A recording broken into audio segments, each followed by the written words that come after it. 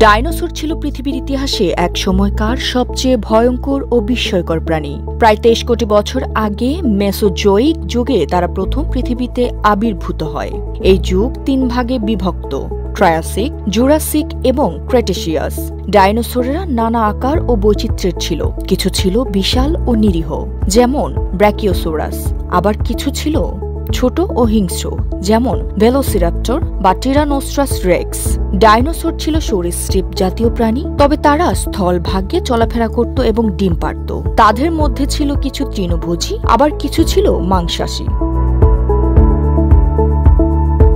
ডাইনোসরদের জীবাশ্ম আজও বিজ্ঞানীদের জন্য এক গুরুত্বপূর্ণ গবেষণার উৎস, যার মাধ্যমে আমরা অতীতের পৃথিবীর জলবায়ু, প্রাণীকুল ও পরিবেশ সম্পর্কে জানতে পারি। প্রায় 66 মিলিয়ন বছর আগে একটি বিশাল উল্কাপিণ্ডের আঘাতে পৃথিবীর আবহাওয়া হঠাৎ পরিবর্তিত হয়, যা ডাইনোসরদের বিলুপ্তির কারণ হয়। যদিও ডাইনোসররা আর বেঁচে নেই, বিজ্ঞানীদের মতে আজকের পাখিরা ডাইনোসরেরই এক বিবর্তিত রূপ। ডাইনোসর আমাদের অতীতের রহস্যময় ইতিহাসের এক গুরুত্বপূর্ণ অধ্যায়।